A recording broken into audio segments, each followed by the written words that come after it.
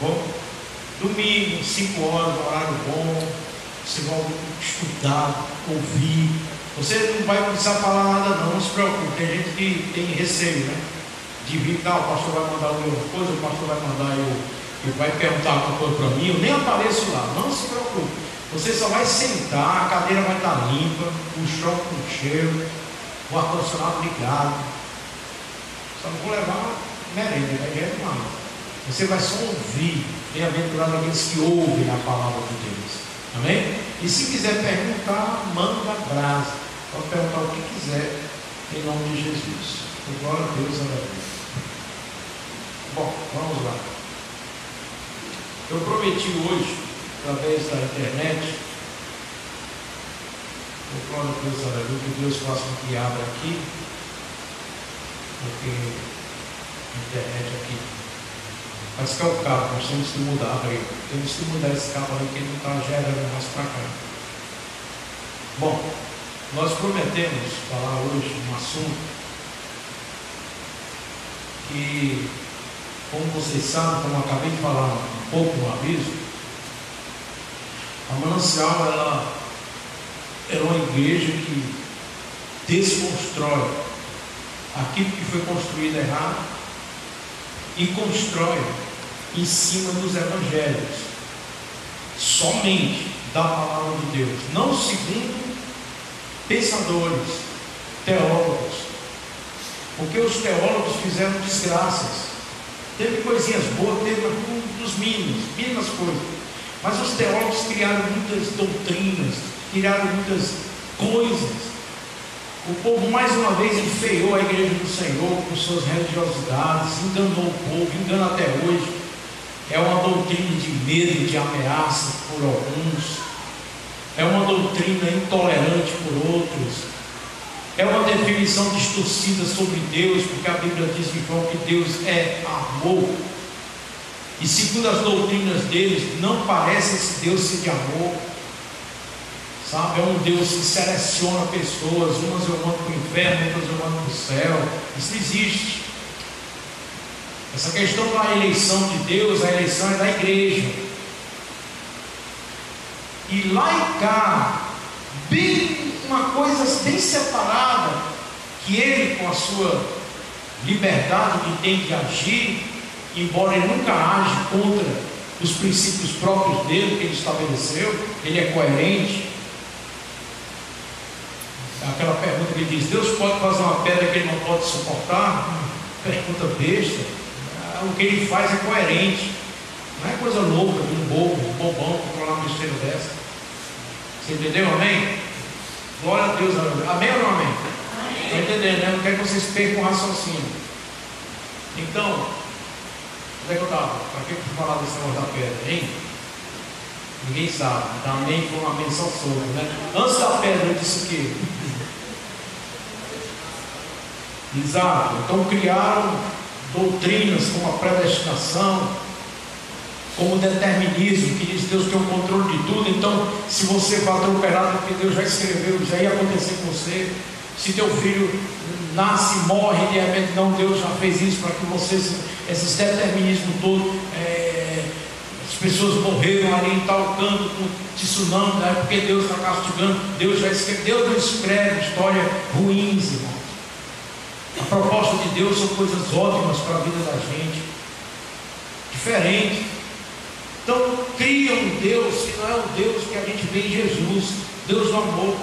Aí vem em outros lugares, como os legalistas, aí, e dizem que você vai para o inferno porque pintou o cabelo, porque usou uma saia curta, porque foi para a praia de biquíni, etc e tal. Então você está nos quintos infernos. Isso é doutrina de homens, isso é coisa de gente pequena, que não tem a visão de Deus, gente miúda no pensamento, que distorce as escrituras para o seu próprio proveito, para a sua própria doutrina. Tem outros grupos que usam a fé para arrecadar dinheiro, arrancar das pessoas, iludir, e com isso a igreja fica uma igreja espírita, mística, cheia de misticismo, de macumbaria. A água benta da igreja católica é a mesma água fluidificada do espiritismo e a mesma água ungida que esses pastores fazem. e você, através daquela água, acha que é um elemento poderoso e que a pessoa vai ser curada e etc. É o manto que bota para as pessoas pegar e tocar e ofertar muito para ser curada. Jesus é colocado mais uma vez de lado e vem os princípios da igreja romana católica dentro das igrejas chamadas evangélicas, que usa as mesmas coisas que na época a igreja católica usou na Inquisição, na indulgências, que era vender elementos para as pessoas terem um pedaço de céu, ter salvação. Hoje as igrejas, muitas igrejas assim, vendem produtos para as pessoas terem bênção. Teve um personagem aí que, segundo ele, que há uns questionamentos na internet se realmente foi esfaqueado, e que agora a camisa está sendo usada, sanguentada por 8 milhões. A arrecadação de 8 milhões, ele passa uma camisa no manto para o povo ser curado. E aquela, irmãos, isso é misticismo, isso foge das escrituras. Aquele povo vai para lá e não conhece a Bíblia, eles querem a bênção, entendeu? Eles querem a bênção. Isso Jesus reclamou quando ele estava na terra, quando ele olhou aquela multidão, 30, 40 mil pessoas que seguiam ele desabafou. E ele disse: vocês me seguem somente para ser curados, é somente para comer, mas não para se alimentar do meu ensino, não para gerar vida na sua vida, mas para receber a bênção, receber a cura. Essa é a atração do outro. Tanto que quando ele foi para a cruz do Calvário, o próprio povo estava amado. Ele curou 10 cegos. Quantos vieram para agradecer a ele? E ele deixou registrado para ver que a intenção das pessoas é só arrancar de Deus. Então esse é o evangelho que nós temos hoje, que as pessoas acham que todos são iguais. É por isso que diz que todo pastor é ladrão, porque vê roubo mesmo, vê engano, vê gente má usando as fés das pessoas para seu próprio benefício, engana. Eu e o pastor Rob sempre falamos isso. Se a gente fosse usar da lábia que a gente tem, do poder de persuasão que temos, da oratória que temos para sermos uma igreja rica, e eu rico também, o Robson, é muito fácil. O povo gosta de ser enganado. Por quê? O Brasil veio de quem? Veio dos portugueses, que eram místicos, católicos, e também dos africanos, que, a mesma área.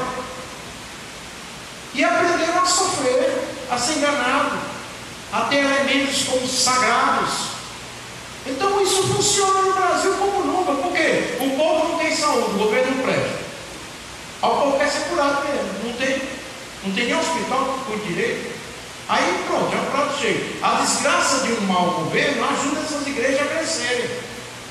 O povo é pobre, não tem dinheiro, é apertado. Então eles prometem você ficar rico. Quem não quer ficar rico? É igual aquelas empresas que faz como é? Triângulo, não é o negócio? Triângulo financeiro, né? E promete você dar tanto. Pirâmide. E pareceu um triângulo, tá bom? Deixa quieto. Glória a Deus, olha. A partir de hoje é um triângulo. Bom, fala do capítulo 1, versículo 1. Então, faz essa pirâmide, é a pirâmide. Você dá tanto, vai receber tanto. E a gente vê o povo com Deus, com uma relação com Deus de barganhoso. Então hoje o estudo da gente é o evangelho dos evangélicos, que não é o nosso evangelho. Nós não cremos no evangelho dos evangélicos. Nós cremos no evangelho que está nas escrituras sagradas, através da postura única de Jesus de Nazaré. Amém? Só isso. Glória a Deus, aleluia. Só isso. Então, Mateus diz 7 que nem todo aquele que me diz Senhor, Senhor, entrará no reino dos céus, mas aquele que faz a vontade de meu Pai que está nos... Eu sei que alguns de vocês devem estar pensando, não os antigos, mas os mais novos, devem estar pensando assim: por que há milagres? Meu irmão, milagre é coisa que se acontece através da própria mente.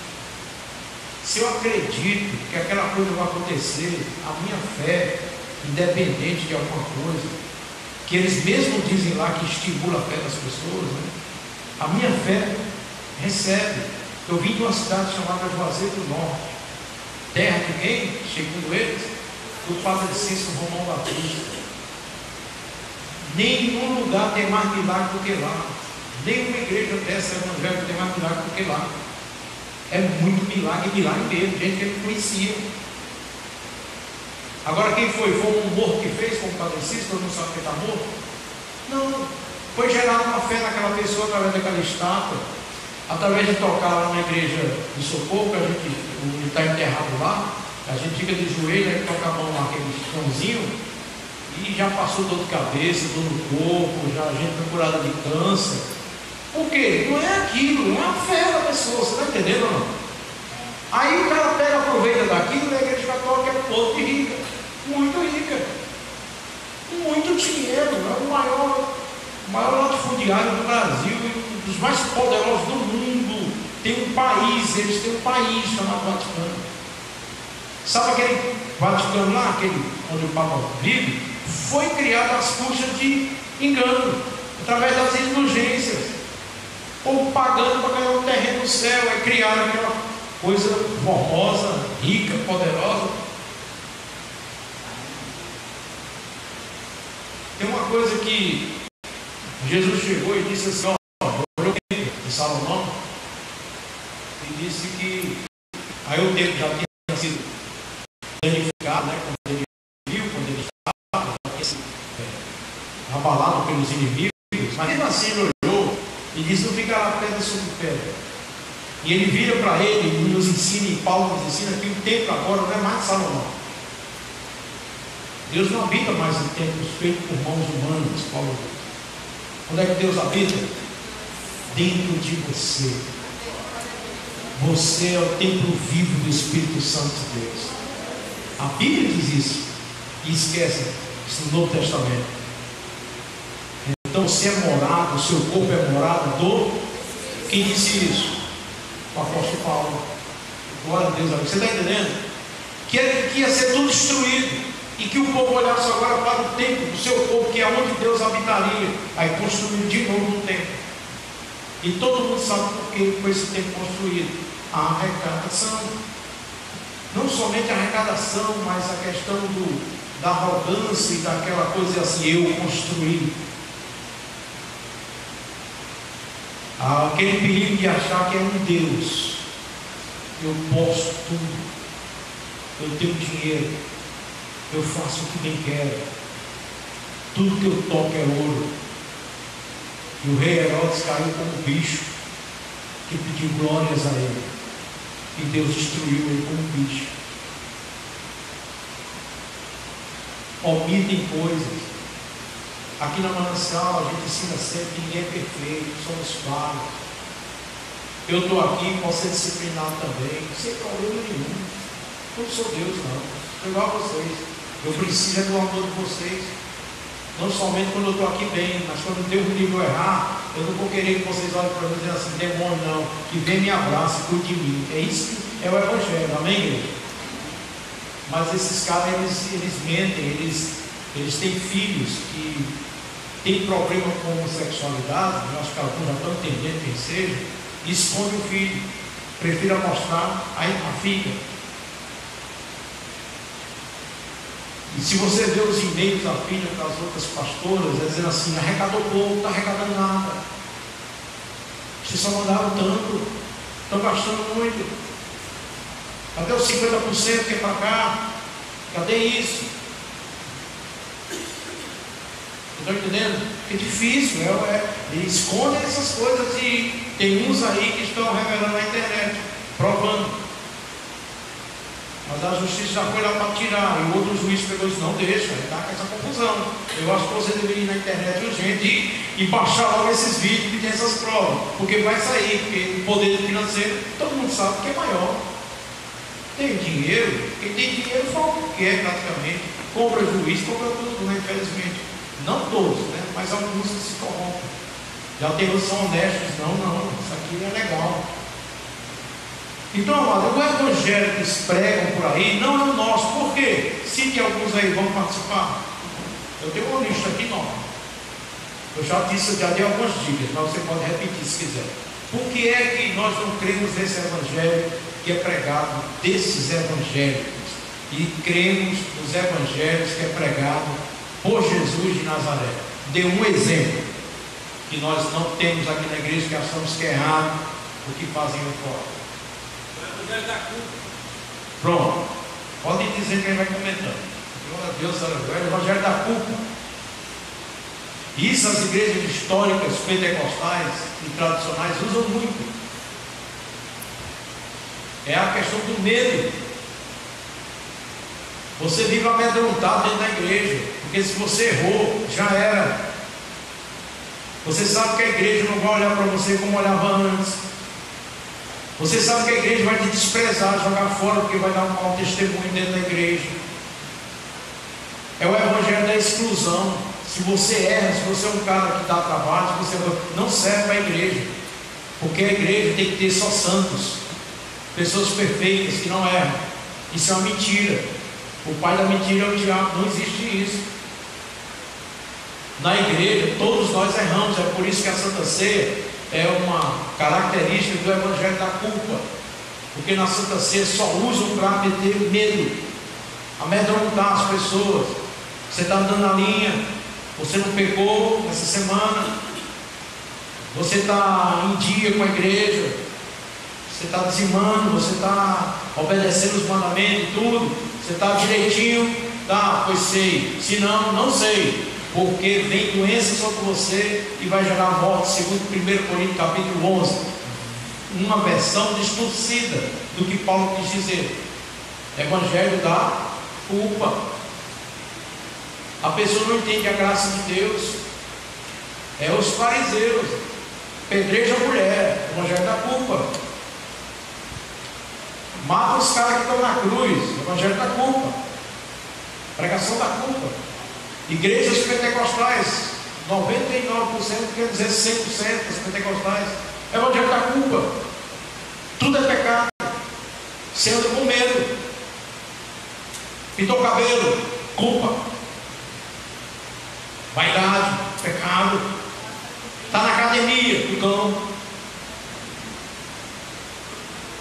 Essas igrejas eram tão doentes que quando se lembra do retroprojetor, quem se lembra aqui, retroprojetor antes do data show? No meu tempo não, mas não é do teu tempo não, mas tudo bem, né? Olha aí, vou chamar ela do que que a lâmpada, mas tudo bem. Quando o retroprojetor entrou nas igrejas, sabe o que, é que o pessoal dizia? Os evangélicos? Cuidado, está entrando fogo estranho no altar. Não é de Deus. O diabo está entrando nas igrejas. Olha, irmão, um retroprojetor. Computadores que vai aparecer, eles querem deixar computador quando aparecer. Pois é. Tantas outras coisas, né? Tantas outras coisas. Vocês estão entendendo? Tudo é medo, tudo é culpa, tudo é pecado. Não pode dançar na igreja, não pode bater palma na igreja. Por quê? Pecado é a carne. Não pode fazer uma oração aqui, chamar o pessoal na frente e ministrar e as pessoas chorarem. Não pode ser emocionalismo. Tem muita gente novinha que tem essa cabeça. Não, isso é emocionalismo. Nem vou na frente, a igreja tem que ser só o pessoal sentado, ouvindo a palavra, palavra, palavra, palavra, e palavra, e palavra, e palavra. É escritura, escritura, somente as escrituras. Exagero, doença, visão distorcida. Olha Deus, aleluia. A gente vê a igreja no Novo Testamento, uma igreja que é visitada pelo Espírito Santo, dirigida pelo Espírito Santo, e que tem comunhão com o Espírito Santo, e o Espírito Santo fazendo maravilhas sobrenaturais dentro da igreja. É gente tendo visão, é gente tendo revelação, é gente falando línguas estranhas, é gente interpretando, é gente isso aqui, é gente aquilo outro, mas para eles é somente a Escritura e ponto final. Porque estão retirando essa parte das Escrituras. Em Apocalipse diz que ai daquele que retira qualquer coisa desse livro, que as calamidades virão sobre esse grupo. Então eles retiram, eles são a lei agora, eles são o discernimento do Espírito Santo, são eles agora. Eles é quem diz o que pode e o que não pode, o que deve e o que não deve, o que é escritura e o que não é escritura, praticamente. E dizem, está aqui escrito, Paulo diz que quando vier o que é perfeito, não vai mais precisar desses dons. Aí eles acham que o perfeito é a Bíblia Sagrada, mas é muita meninice na cabeça. O perfeito, o inteligente, é Jesus Cristo, o Senhor da glória, que virá. Quando Ele vier, não vai precisar repetir nada mais, porque em Cristo seremos tudo para a glória do Senhor. Tudo se converge em Cristo, homem, mulher, seja qual for, outra coisa, vai evitar polêmica, mas vira tudo, se converge nele, na face dele, no rosto dele. Amém? Olha quando dá assunto esse evangelho da culpa, tem muito mais, viu? Alguma coisa mais para ficar só nisso na culpa? Tem que estar passando, tem 10 minutos, cara. Para você, o que ensino tem que ser 3 horas seguidas. Isso. Glória a Deus. Acabei de falar que é isso que a irmã Marisa falou, o evangelho da prosperidade, que é buscar o evangelho da prosperidade, é aquela que prega a riqueza. Ou seja, 2 pontos. Você não pode ser doente, doença do diabo. É um demônio dentro dos seus corpos. E esses pastores e bispos, sei lá o que, têm filhos que ficam doentes, eles mandam para os Estados Unidos. E morrem por lá, de câncer, outra coisa, porque não pode. Outros falam que tem que haver cura, ninguém pode ser doente, usa óculos, em lente de contato hoje. Está doente da vista? Quem é que não fica doente hoje, pessoal? Pelo amor de Deus. Todo mundo de Deus morreu doente. Aliás, quando você morre, você está doente para o coração, para alguma coisa. Não tem jeito, fica doente. Isso não existe, a Bíblia não ensina isso, amado. Não é porque a gente agora vai dizer assim, é bom ser doente, vem doença. Não. Nós vamos orar, né? Mas tem coisas que Deus não cura. Paulo disse que não quer, que tem um propósito maior. Paulo disse, eu orei 3 vezes para sair esse espinho na carne. E nada. Aí Deus diz, Paulo, saqueta, o meu poder opera na tua fraqueza. Eu tenho outro assunto, além disso aí. Alguns estudiosos acham, a maioria, que foi o problema que ele teve quando se converteu dos olhos, porque ele ficou cego. Imagine Deus cegando o cara. A luz é tão poderosa de Jesus que o cegou. Amém, igreja? Ele passou muito tempo cego até ser curado por Ananias. Ananias foi lá e curou, que Deus mandou curar. Mas ficou a marca. Ele diz, eu trago as marcas de Cristo Jesus. Ficou a marca. Tanto que em Gálatas diz lá, eu escrevo com letras grandes. Enxergaram direito Paulo. A maioria, e eu acho um consenso lógico, que não era questão de pontas, como alguns acham, né? Que Paulo foi traído demais e ficou com esse espinho que era a mulher dele. Não creio nisso não. Não creio nisso não. Falando nisso, eu falei da mulher ontem aqui, foi mulher na Bíblia, interpretando o que quer dizer aqui, o homem seja o cabeça da mulher. Ah, moças, são interessados, né? O que quer dizer que Paulo diz o homem seja o cabeça da mulher? Eu dei uma interpretação aqui que fugiu de toda a interpretação que já ouviram vocês. E que as mulheres vão ficar muito felizes quando ouvirem essa interpretação. Mas tudo é leitura que faz errado nas escrituras. Quando eu ler a Bíblia, você tem que, vou dar uma dica aqui para vocês. Quando você for ler a Bíblia, você tem que ver o contexto cultural, histórico, de tudo. Para quem escreveu? Qual era o contexto histórico que havia ali?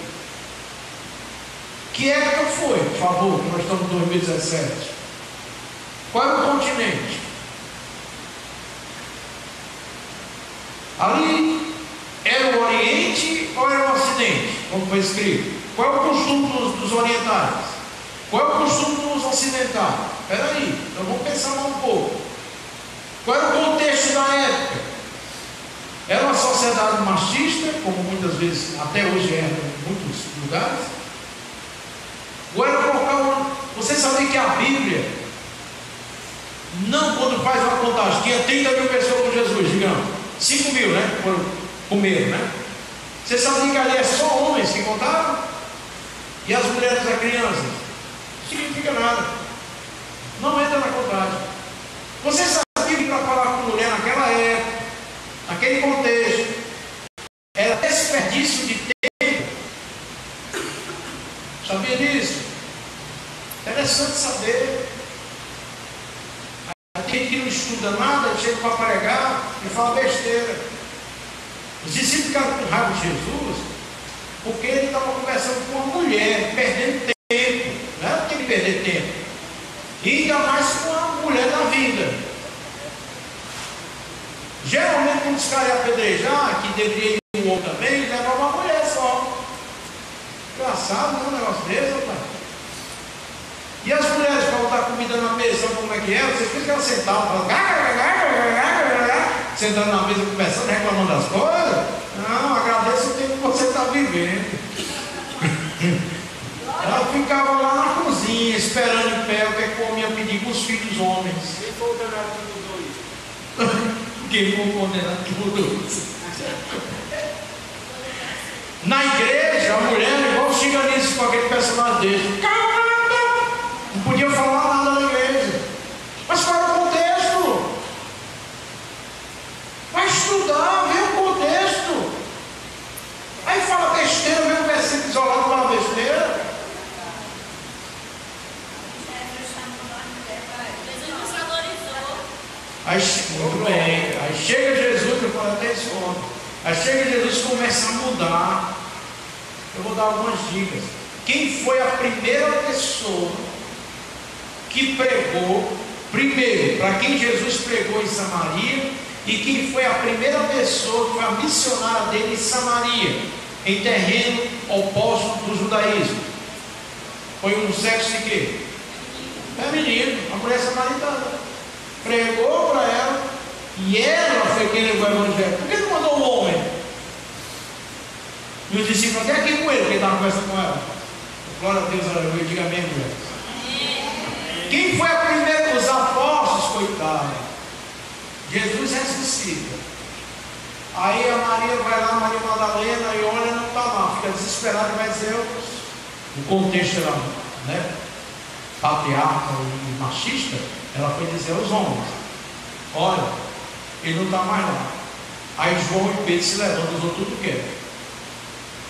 A princípio eles não acreditaram. Por quê? Porque tem um detalhe. Tem até uma pregação que é linda sobre coisas de mulheres. É linda essa pregação. Porque o homem dizia assim, isso é coisa de mulher. Eles não consideravam que a mulher dizia que isso é coisa de mulher. Até hoje tem muito homem assim, né? Isso é coisa de mulher. É ou não é? Não é. Oh, medo, meu irmão. Olha como as coisas mudaram para melhor, né? Hoje é ela que manda, mas eles querem. Glória a Deus, aleluia. Então veja só. Onde é que eu estava? Sim, aí foram, aí faz João e Pedro. Eu acho engraçado essa parte de João e Pedro, viu, Fernando? Porque Pedro era mais pesadão, eu te indico. E João chegou primeiro na corrida. Mas só que tem um detalhe lindo isso aí. João chegou primeiro, que é mais atleta, né? Chegou, lá vem Pedro. Mas só que João chega e para, não entra, fica parado. Mas Pedro é Pedro. Pedro até com tudo, escorregando já no túmulo de Jesus. Chlapatá, tudo caiu lá em cima do túmulo do homem. É Pedro. Temperamento colérico e sanguíneo, né? Para quem é assim, sabe o que eu estou falando. Foi com tudo no homem para resolver. O outro não, mais calmo, parou. Esperando. E ele entrou. Aí os dois viram Jesus? Viram ou não viram? Não. Volta. Aí vem cheio de dúvidas. Será que roubaram? Será que os caras pegaram? Não viram? Mas vai uma pessoa, as mulheres dizem amém. Mas vai uma pessoa diferente do homem, que é mais sentimento, que é mais emotiva, que é mais amor, é mais devoção, mais sensível. Aí vai ela com coração e não com curiosidade, diga amém.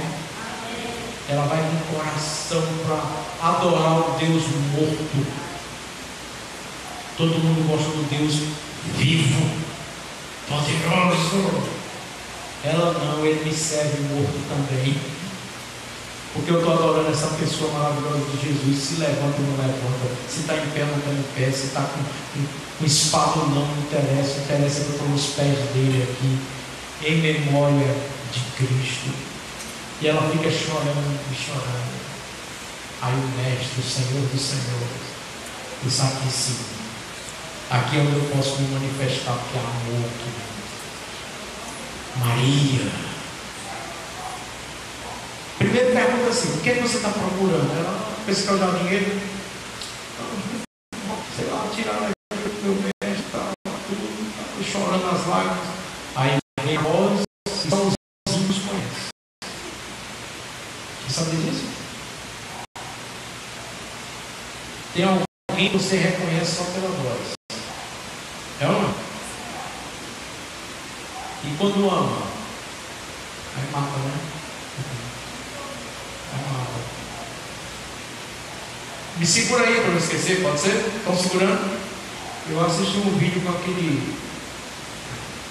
programas de cara que canta, né? Nos Estados Unidos. É parecido. É um X assim. Eu não sei de pronunciar. Eu sabia, mas agora não sei mais. Estou velho. Aí, muito emocionante o cara diz: você vai cantar, eu vou cantar a música, mas numa interpretação diferente. Como assim? Explica. Não é porque eu perdi o meu melhor amigo. Ele morreu. E essa música diz que eu tenho inveja de você. Onde você está, porque eu não estou com você. Mas, poxa, que frase. Só que o cara que fez a música está fazendo com uma mulher, né? Que está muito bem sem ele. Entendeu? Noutra aí. Já pensou? O cara olha para aquela pessoa que gostou e vê uma bênção, um iate e tudo, né? Você, que droga. Por que não é comigo, né? Mas só que ele disse, só que o sentido é esse. O sentido é de amizade verdadeira. Que não é o amor de mulher que se compara com Jonas e Davi. O maior é o amor de mulher para o homem. Jonas e Davi, a Bíblia diz isso. Qualquer dia eu está pregando sobre amizade e citando esses dois. Então, maior que isso, eu amava muito. E eu quero interpretar. O cara que é o mais duro, sempre tem o mais duro, né? Disse, não tem, né? De jurado, sempre o mais duro. Aí esse diz assim: pois boa sorte, pode começar. Quando ele começou a interpretar a voz, o conteúdo que havia dentro da alma dele, era Maria Madalena, diferente. Não era Pedro nem João. Amém, Deus. Ele começou a cantar, o cara, pela primeira vez ele chorou, engoliu, chorou. Ele ficou todo emocionado, a mulher olhou assim para ele, agora viram todo novo, você não acredita, né? Quando foi na hora de julgar, ele apontou para a mulher que não conseguia mais falar. E ela começa a chorar, e se posso dar um abraço, deu um abraço. E ele chorando, tomando água, do jurado. Entendeu? Porque foi algo que foi da alma, diga mesmo. Maria Madalena é isso, voltando para Maria Madalena, era alma, coração. Aí Jesus, quando ela disse, que levar, aí vem a voz que só os que amam entendem e compreendem. Jesus tinha dito antes: as minhas ovelhas ouvem a voz do seu pastor e dela não desvia. Porque quando caminhavam as ovelhas do campo, sempre tinha um gaiato para querer desviar as ovelhas, né? Para roubar, para matar. Entendeu? Os ladrões. Por isso que quando Jesus diz assim, o ladrão vem para roubar, matar, destruir, ele está falando do ladrão mesmo normal. E a gente bota logo o diabo no meio, né? Mas não, ele está falando de coisas que nos roubam mesmo, que nos tiram, como o perigo de estar andando e sermos assaltados até pela vida, por circunstâncias, por tantas outras coisas. Mas o crente só sabe dizer que é o diabo, não é o diabo. É até mais fácil, né? Coloca só o diabo, não vai explicar muita coisa não. Então, quando ele diz assim, quando as ovelhas estão andando, irmão, vou concluir com isso, viu? Quando vão andando as ovelhas, aí o cara faz, chama, aí as ovelhas levantam a cabecinha, que é curiosinha, né? Aí não é do meu pastor não. Aí continua andando, junto com as outras. Ao contrário, o que acontece? Morte. Aí Jesus diz, quem são as minhas ovelhas? Ouve somente a minha voz. Quando ele diz assim, Maria, meu mestre, e correu logo para se prostrar como calma, ainda não fui com o Pai. Aquieta um pouco. A voz. A diferença de andar com Deus ou não é a voz. Não é porque o pastor está ameaçando em doutrinas pesadas da culpa, da prosperidade, que se você nascer vai ser amaldiçoado. Depois nós vamos falar mais sobre a teologia da prosperidade, que a Marisa perguntou e eu não completei, foi só na metade. Seja qual for a doutrina de predestinação, que sabe que você tem na vida, sabe que eu sou eleito ou não, sabe que eu sou condenado para o inferno ou não. Outra qualquer doutrina de segurança, né? Que hoje eu estou na fé, amanhã não estou, será que eu vou para o inferno, hoje eu não estou. Qualquer coisa dessas que não traduz o amor a Deus, Deus que ama você, você não precisa ouvir, né? Porque você só tem uma voz que deve ouvir, não é de Calvino, não é de Arminio, não é de Pelágio, não é de Augusto Nicodemos, não é de Carlos Condino, não é de ninguém. A voz que você precisa ouvir, que a mansão incentiva você, é a voz de Jesus através do Espírito Santo de Deus. Fique em pé na presença do Senhor. Quinta, a gente continua em nome de Jesus. Glória a Deus. Vou pedir para o Fernando orar em nome do Senhor. Lembre-se, foi praticamente a introdução, viu? O assunto é longo, tem muita coisa para ensinar, para compartilhar. É incrível como a palavra do Senhor ela se renova, né? Já escutei o pastor falar muitas vezes sobre o mesmo tema, mas cada vez que ele fala, né, o Espírito Santo usa e algo de novo fica. Vamos orar. Pai, te somos gratos, Senhor, por mais um dia, por mais uma oportunidade de estar cultuando o teu nome e aprendendo a tua palavra, Senhor. Muito obrigado, Senhor, pelas vidas que estão aqui. Nos abençoa, Senhor, nos fortifica na tua palavra. Que tu possa ser o nosso filtro, Senhor, não só na leitura diária, mas também para a vida, Senhor. Muito obrigado por esta noite que entoamos louvores a Ti, fizemos orações e aprendemos mais de Ti.